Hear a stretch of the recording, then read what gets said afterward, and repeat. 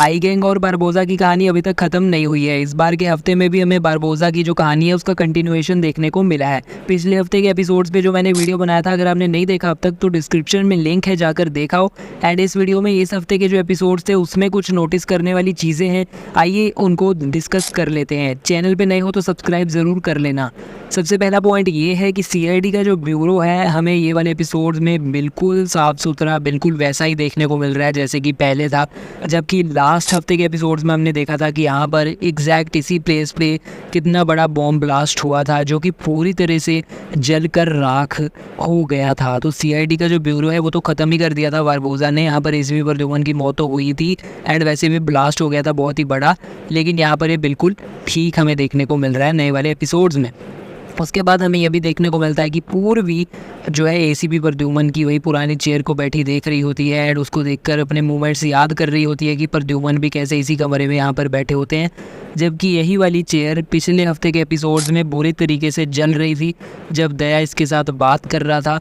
And ये जो है चेयर एसीपी प्रद्युमन की पहले हुआ करती थी और इस पर इतनी आग लगी हुई थी, जलकर ये राख हो गई थी। लेकिन सीआईडी के ब्यूरो के जैसे ये जो चेयर है ये भी बिल्कुल नई नवेली वैसी की वैसी वहीं पर अब पड़ी हुई है। एनीवेज अब आगे बढ़े तो हमें ये वाले एपिसोड्स में इतने सारे लंबे समय के बाद गार्गी की रिटर्न भी देखने को मिली है। पिछले काफ़ी एपिसोड्स में गार्गी नज़र नहीं आ रही थी, सिर्फ सालूखे ही नज़र आ रहे थे। एंड इसी करके कई लोग ये भी कह रहे थे कि कहीं गार्गी ने शो तो नहीं छोड़ दिया। एंड कई लोग ये भी सोच रहे थे कि कहीं गार्गी भी आई गैंग के साथ, बारबोसा के साथ मिली तो नहीं हुई है। लेकिन अब फाइनली ये वाले एपिसोड्स में हमें गार्गी वापस देखने को मिली है काफ़ी लंबे समय के बाद। उसके बाद हमें ये वाले एपिसोड्स में 2 नई सीआईडी ऑफिसर्स देखने को मिली जिन्हें एज अ बैकअप भेजा गया सीआईडी की टीम को केस में मदद करने के लिए।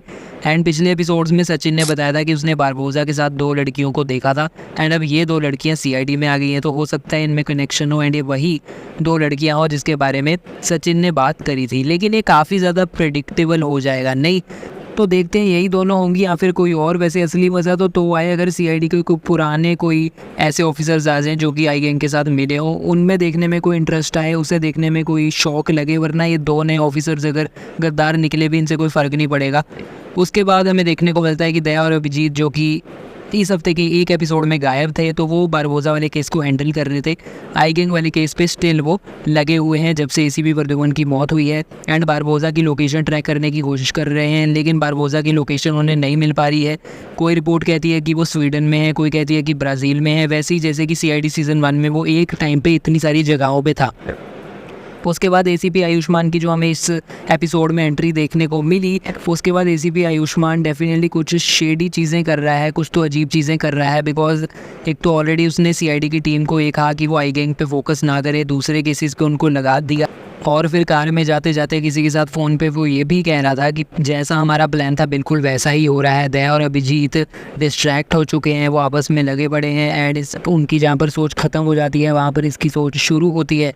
तो कुछ ना कुछ मे बी ये बड़ा प्लान कर रहा है। एंड ये भी हो सकता है कि ये जो एसीपी आयुष्मान है ये पॉजिटिव ना हो और बल्कि ये भी सीआईडी को किसी तरीके से कुछ नुकसान पहुंचाने ही आया हो। बिकॉज ये डिस्कशन सुन के तो ऐसा ही लगता है, पर देखते हैं, कुछ भी हो सकता है। उसके बाद एसीपी आयुष्मान ने एक और चीज़ बताई कि यहाँ पर सीआईडी में आने से पहले उसने एक्टिंग में भी ट्राई किया था, कुछ ऑडिशन भी दिए थे, लेकिन वहाँ पर उसकी जो बात है वो नहीं बन पाई।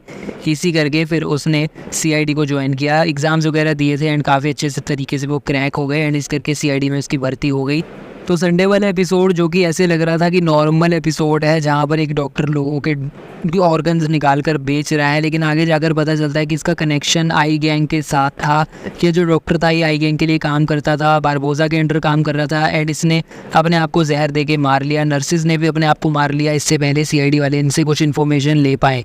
वैसे ही जैसे कि सीज़न 1 में हुआ करता था, आई गैंग के नीचे जो भी अलग अलग टाइप के लोग काम करते थे, इससे पहले सीआईडी वाले उनसे कोई भी इन्फॉर्मेशन ले पाए वो खुद को ही मार लेते थे। एंड ऐसा वो इस करके करते थे बिकॉज आई गैंग वालों के पास ये जो लोग इनके लिए काम करते हैं इनकी फैमिली वगैरह की सारी डिटेल होती है। तो अपनी फैमिली को बचाने के लिए, फैमिली पे कोई जोखिम ना आए इस करके खुद को मार लेते हैं और खुद अपना सेक्रीफाइस दे देते हैं।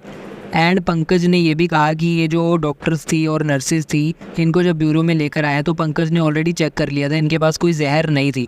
लेकिन फिर आगे जाकर ये नर्सेज एंड ये डॉक्टर ने खुद को जहर दे ली। तो आखिर ये जहर इनके पास आया कहाँ से, ये बहुत बड़ा सवाल है। और इसका क्लियर मतलब ये निकलता है, अभिजीत ने यहाँ पर बोला कि सीआईडी के अंदर ही कोई ऐसा गद्दार है जिसने इनको जहर पकड़ाया। बिकॉज चेकिंग करी पंकज ने तब तो इनके पास जहर था नहीं, तो एकदम से जहर आ कहाँ गया। जब ये सीआईडी ब्यूरो में आ गए उसके बाद किसी ने इनमें से ही इनको जहर दिया। एंड इसका क्लियर मतलब है कि सीआईडी की टीम में जो गद्दार वाली बात बारबोसा ने कही थी, पिछले हफ्ते भी उसने कही थी, एंड सीआईडी वालों ने तब भी इस पर कोई ज़्यादा एक्शन नहीं लिया। एंड अभी फिर से उनके में कोई ऐसी ही सिचुएशन बन गई जहाँ पर समझ आ रहा है कि सीआईडी की टीम में गद्दार है, और आपस में वो एक दूसरे पे शक करने लगते हैं एंड देखने लगते हैं। बिकॉज कोई भी हो सकता है, क्या पता आयुष्मान हो, क्या पता कोई पुराना मेंबर हो। और जहाँ तक बात आती है दो लोगों की, दो ऐसे मेंबर्स की जो कि इंजर हो गए थे हॉस्पिटल में से, यानी कि सचिन और अवनी। उनमें से अवनी तो वापस आ गई है, उसको डिस्चार्ज कर दिया गया, जैसा कि हमने उसको संडे वाले एपिसोड में देख ही लिया। उसके तो हाथ पर ही गोली लगी थी।